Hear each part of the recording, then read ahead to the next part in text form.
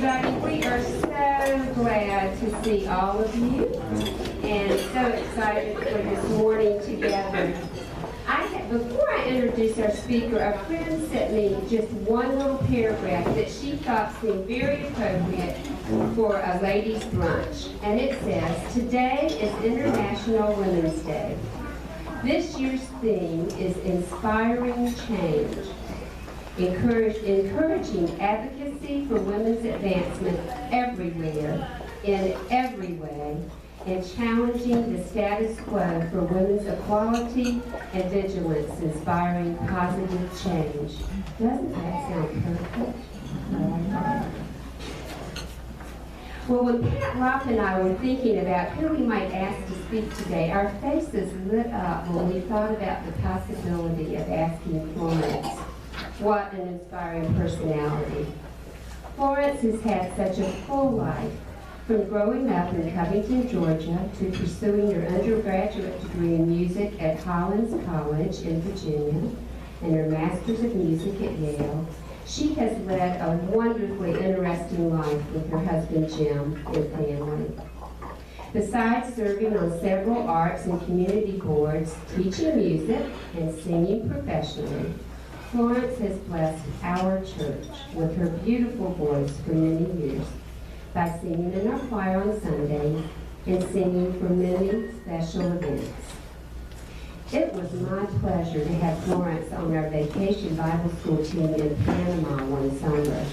And I remember worrying just a little bit about asking Florence Peacock to sing head, shoulders, knees, and toes with us. But let me tell you, she sang her heart out with the same joy as if she was singing an opera selection. She was right there, sitting in a circle on the floor with us, with a cheerful and beautiful heart, as always. We want you to know today that UMW is giving a gift to mission in honor of Florence. How appropriate. We all know that Florence and Jim were named a Chapel Hill Town Treasure a few weeks ago in the Chapel Hill News. Well, it's my honor to introduce to you UNC's treasure, our very own Florence Peacock.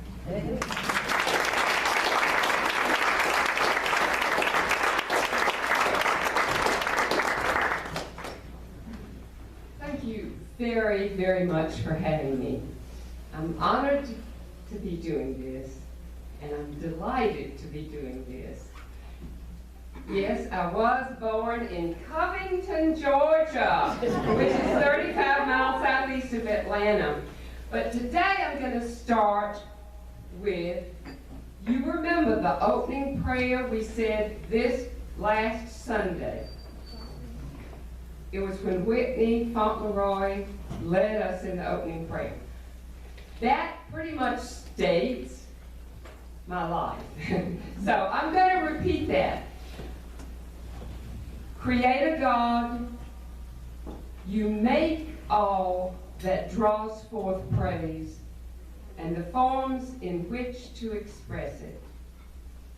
For all your gifts, we praise you. You make artists of us all, awakening courage to look again at what is taken for granted, grace to share these insights with others, vision to reveal the future already in being. For all these gifts, we praise you. You form your word among us, and your great work embrace all human experience, even death itself, inspiring our resurrection song. For all your gifts, we praise you. Yours is the glory. Amen. Amen.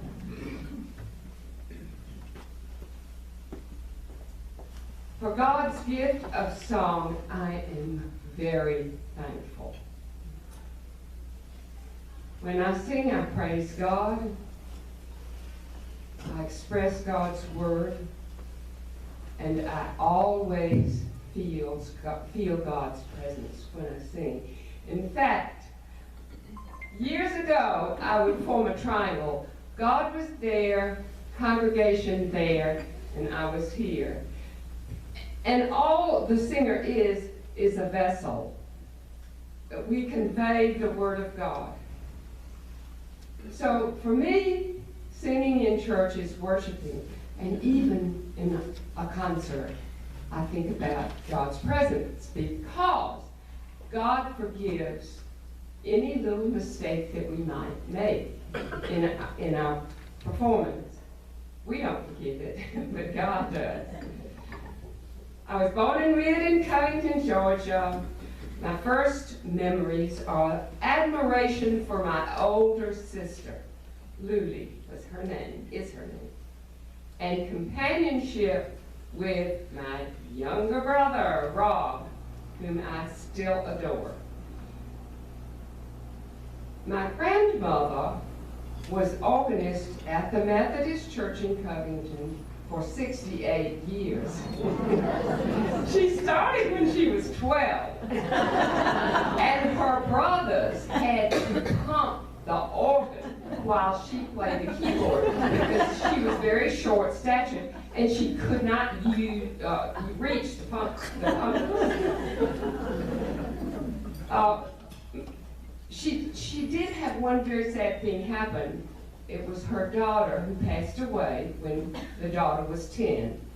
So she became even a stronger Christian after that.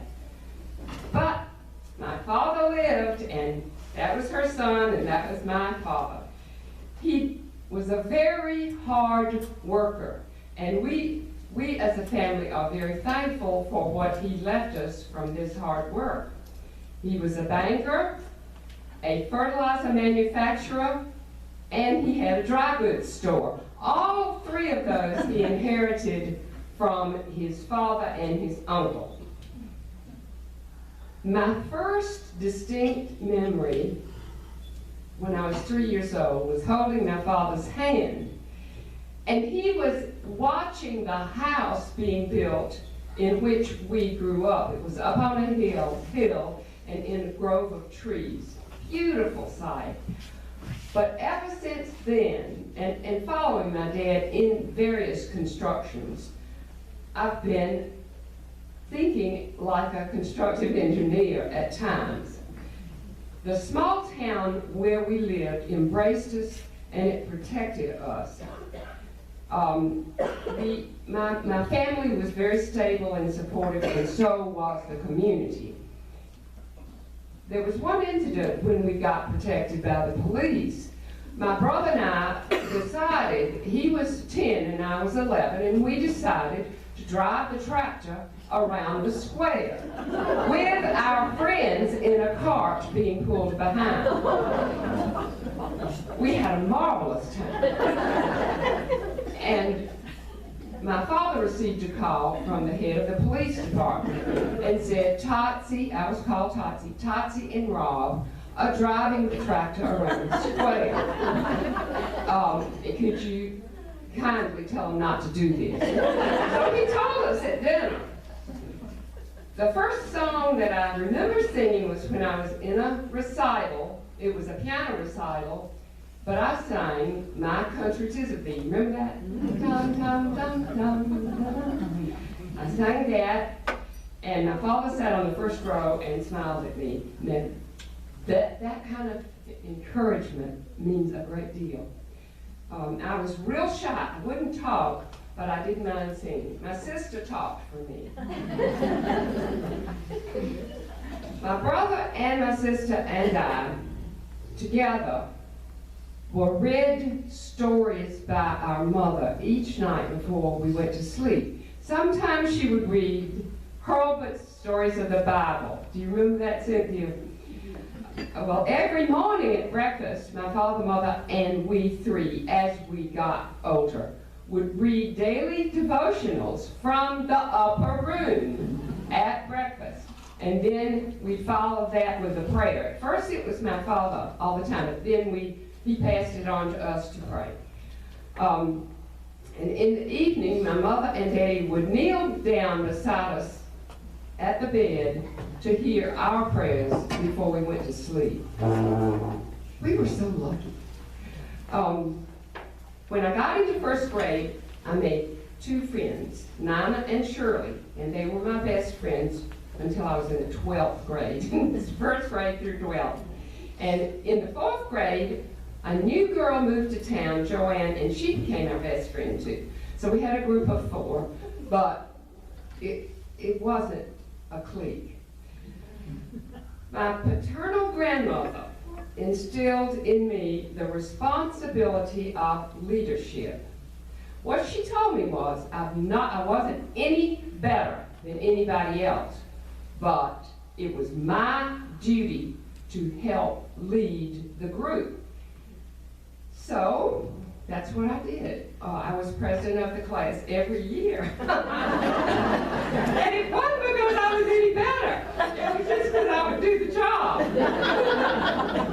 And then I was president of the student body in my senior year in high school.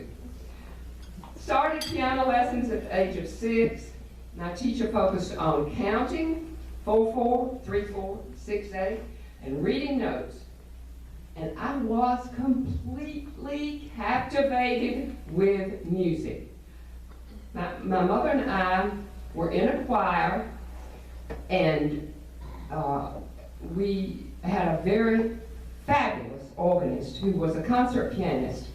And she would accompany me, and my mother would accompany me, and I was so lucky. One of the first songs my mother taught me was "Rejoice Greatly, O Daughter of Zion," from Handel's Messiah, and I thought, whoo, this is so much fun. I loved to sing fast. And then I learned Heimgläubiges Herze. Hannah has sung that by J.S. Bach, but I did English words. I sang in that adult choir starting at the age of 13. Now, I went to summer camp from the time I was 9 years old till I was 15, and it lasted for 2 months every summer. I loved it. I learned to play tennis, I swam, I rode horseback, I canoed. It was so fun. And I lived in a cabin of 6 to 8 girls, and that was in North Carolina, my first experience with this state. At home, when I was playing games, I played tennis and participated in tournaments. And I rode a lot of horseback and had a horse for a while. And I'd ride out in the countryside with the son of the principal of the high school. We had the best time. My father's first cousin was Louise Fowler, and she taught me to play tennis. She was ranked number 5 nationally in doubles in the nation. I learned how to play tennis well, and I learned how to be strong in general. She really taught me how to be tough. I'm so thankful for that. In high school, math was my favorite subject. I loved algebra, geometry, trigonometry. I just devoured it.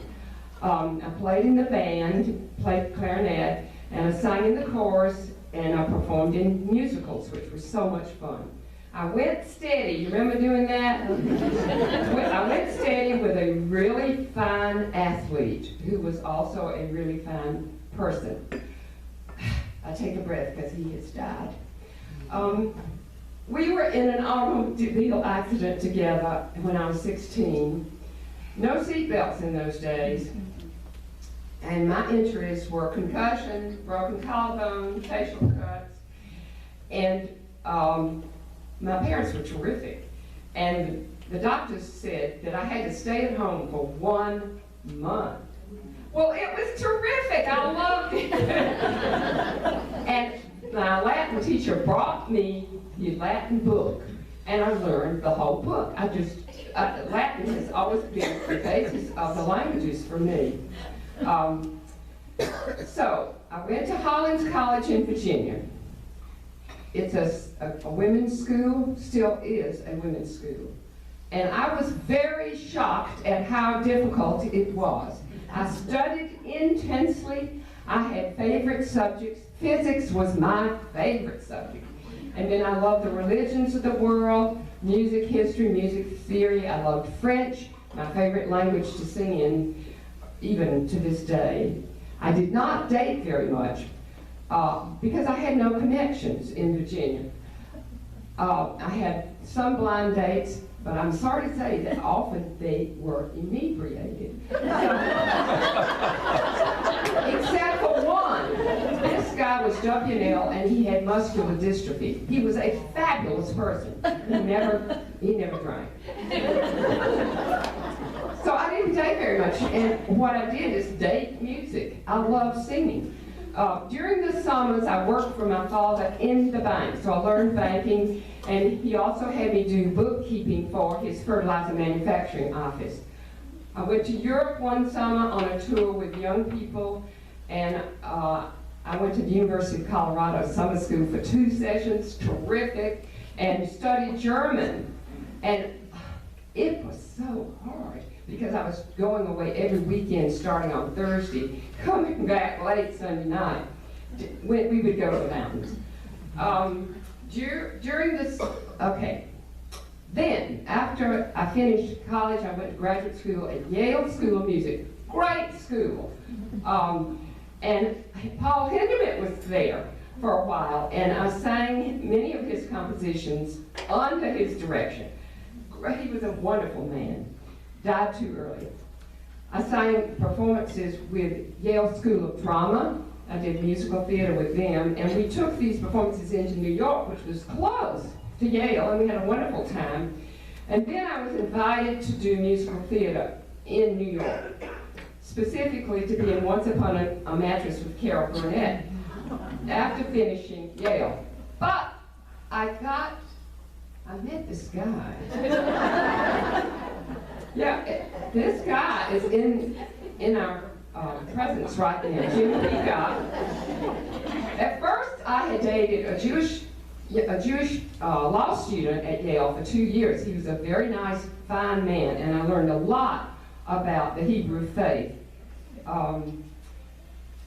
But fortunately, Jim won out. And after I graduated from Yale, we married. And then we took an extensive trip to Europe and through Asia. And we finally arrived in the country of Indonesia.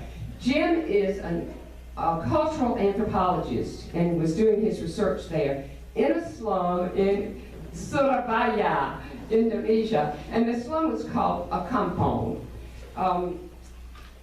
The head of the slum was communist, because the communism was very prevalent at that time. Now, Surabaya is on the eastern end of Java, if you're thinking map. We lived with a family called Marso Sudiro, and they provided food, water, place to sleep, and most important, companionship. They cared for us. They were wonderful to us. Marso Sudiro. And one of their family lives in Hillsborough right now. Later that year, we moved to a safer place, so to speak, and had a room that had screens, which was terrific because there's so many bugs that come through the windows if you don't have screens. And fortunately, the beds did not have these blood-sucking tingies. They're insects that suck your blood while you're asleep, and they really liked my blood. But then that was more comfortable. But then we had one incident where a dog came out of a drain and bit my leg, and he was rabid. I knew it because he was very different from any dogs you see around here. And to find the serum so that you wouldn't get rabies was very difficult. And I worked together with the mother of this family, and we went to different places, and finally found the horse serum. And I was allergic to that, but we had to take it anyway. Gunung Agung erupted at that time, the big mountain over on Bali, and at the same time, and we took a quick trip to the doctor, who was well educated, but didn't have any medications. And of course, I just went off the horse serum for a while because I was allergic to it. Okay, here's the fun stuff. I learned to play the Javanese gamelan, which is like an orchestra of percussive instruments, while we were in Java that first time, and I sang the classical songs. Now, their tonal system is completely different from ours. The frequencies are different, so you don't sing a major scale or a minor scale. You sing in between the notes, and that was so challenging, and I loved doing it. Then we returned to Cambridge, Mass. So Jim was working on his dissertation, writing up the stuff he'd learned in Indonesia. He did get his PhD from Harvard, and I gave birth to our first daughter, Luli, at the Boston Lying-In Hospital. She was born with aspiration pneumonia, and guess who her doctor was? T. Barry Brazelton, one of the most renowned baby doctors in the world, and he saved her life. He worked with her for 48 hours, pressing the best stuff out of her. Jim was invited to teach at Princeton after he finished at Harvard, and he taught there for 2 years, and at the same time I did this. I gave birth to Claire. And I sang in the Presbyterian choir, and it was so fun. I'm going to try to make this quicker. Now, Jim was offered a really great teaching position at the University of North Carolina in the Department of Anthropology, which he accepted. And we stayed in Chapel Hill a couple of years, and then Jim received a research grant to go to Southeast Asia. So the four of us, no Natalie then, the four of us went to Singapore. And we were having a great time in Singapore, except for two things. Claire got very ill because she had a malformed kidney. We did not realize her left kidney was malformed. And she was developing real problems, and I was pregnant. So those are the two things we didn't know about when we left for Singapore. So after living there for about 5 or 6 months, the two girls and I returned to the USA. Claire had surgery on her left kidney to reconstruct it, and I gave birth to Natalie. And then, fortunately, we were living with my parents in Covington because they were hugely helpful. Now, in Indonesia, Jim was doing a really profound piece of research. He was studying an organization, a Muslim organization called Muhammadiyah, which now has over 30 million members. He stayed in a camp, like a summer camp, for 3 weeks and became very good friends with several of the men who have been instrumental in creating a strong and healthy nation of Indonesia.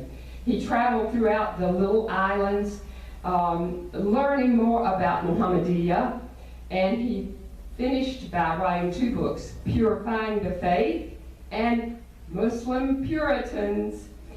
There was a large group of women as a sort of wing of Muhammadiyah that was called Aisha. Now, you probably remember that Muhammad's second wife was named Aisha, and she was, according to what we read, was very beautiful and very smart. So this group is named Aisha, and it's a large organization. Many of them are women belonging to the Muhammadiyah men. They have created thousands of microcredit unions, schools, clinics, orphanages, and religious schools. And I was very fortunate to know one of their greatest leaders, Ibu Bororo. She was terrific, strong woman, and that's the way I found the Indonesian women. They were really strong. They took care of the money. When the man came home with a salary, he gave it to his wife, and she decided how to spend it. So this was a progressive group of women that I moved into. I also met their current leader during our last visit to Indonesia 2 years ago. Wonderful woman. We had a good talk, and I sat beside her at a performance, and we got to know each other a little bit. On returning, I hope I'm not skipping anything, but on returning to Chapel Hill, Jim from Indonesia, and I hope I haven't missed something. Okay, oh yes, I did, here we go. Okay, I'm returning. And Jim had just met baby Natalie, and baby Natalie's just walked out of the room. Baby Lucille.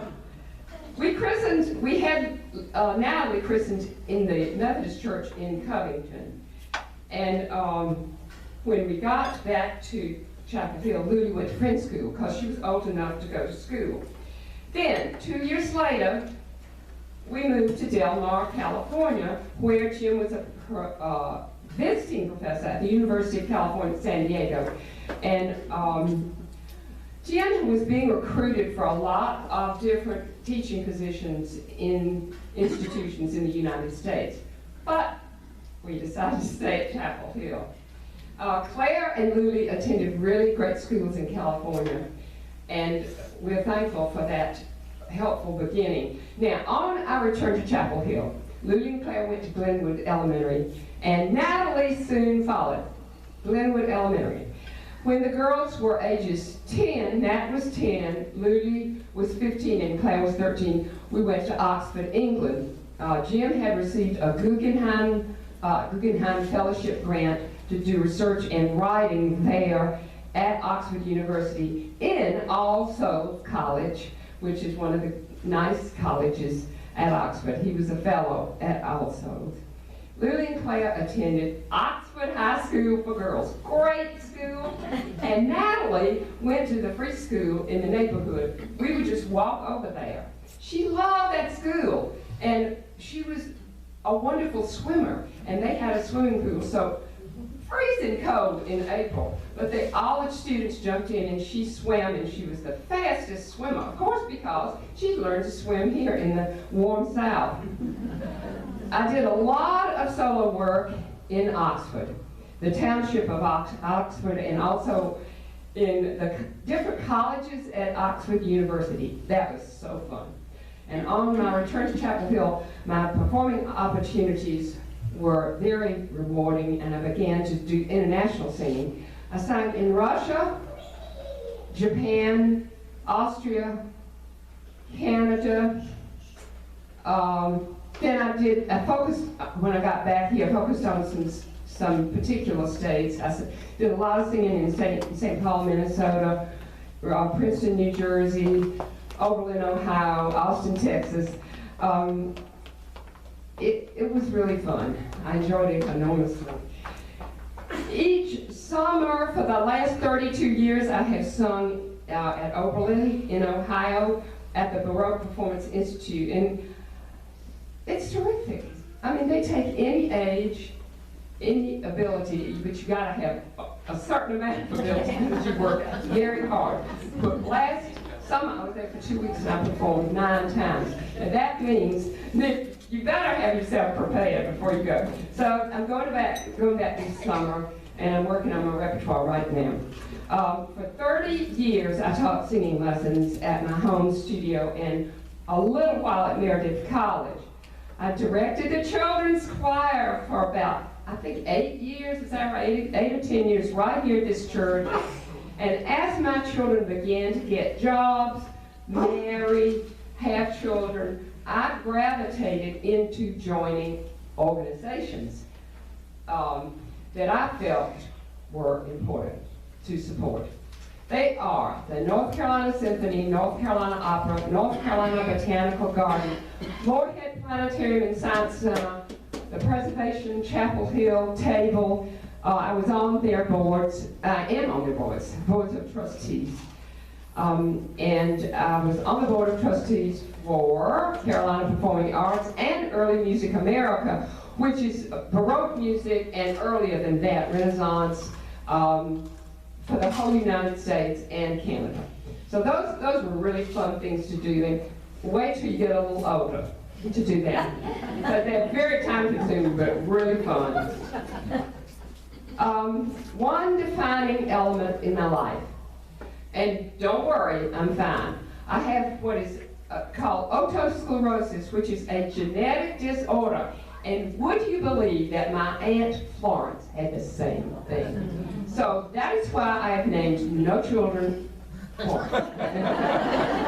Because it is genetic. Now, so far so good with the 3 daughters and 5 grandchildren.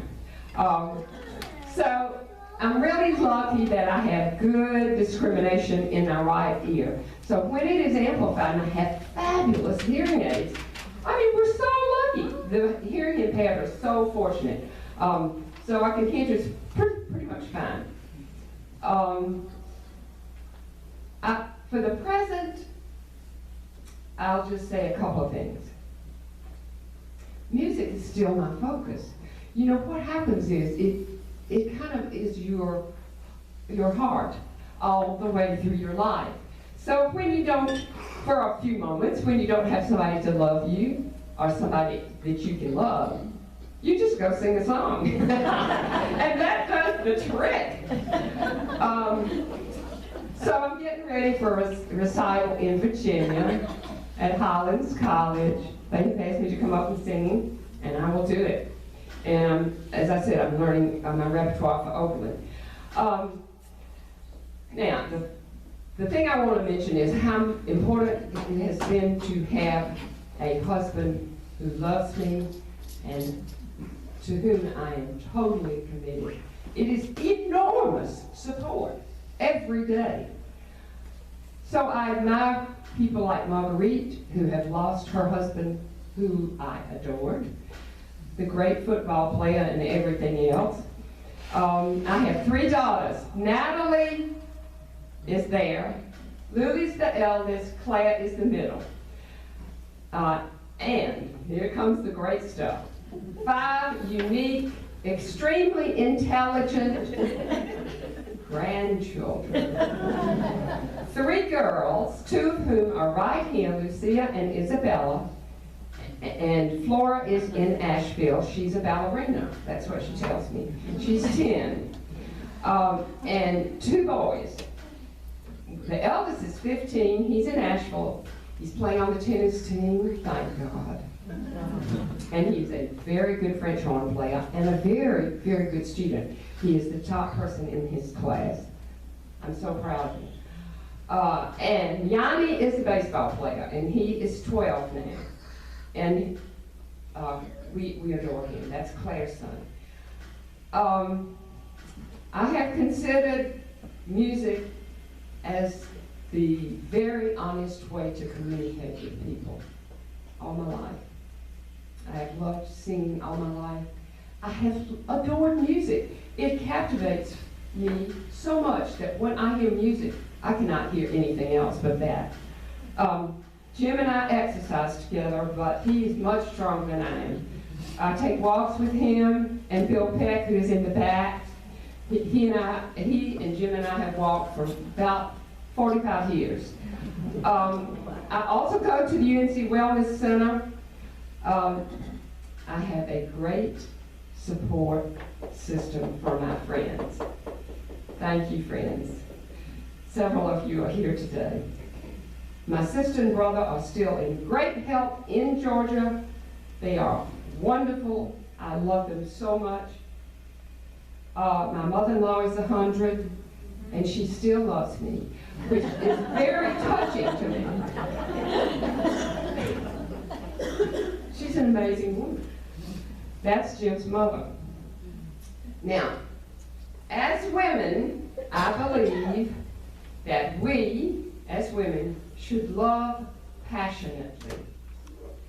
We should always, this is my philosophy, we should always look for the goodness in other people. We should always turn events into positive events. We should have fun and laugh. Isabella has one of the best laughs I've ever heard, and so does her mother. We should support organizations that are doing good on the earth. We should treasure every moment, realizing that we may not get that moment again. This moment means a lot to me. Thank you. We should prioritize. So put at the top of your priority what is important. I list mine. Our time is very precious on the earth. So we have to make sure that where we put our energy is in our top priorities. And the last thing I want to say is I give thanks to God for my life. And I give thanks to God for you who are here today. Thank you very, very much.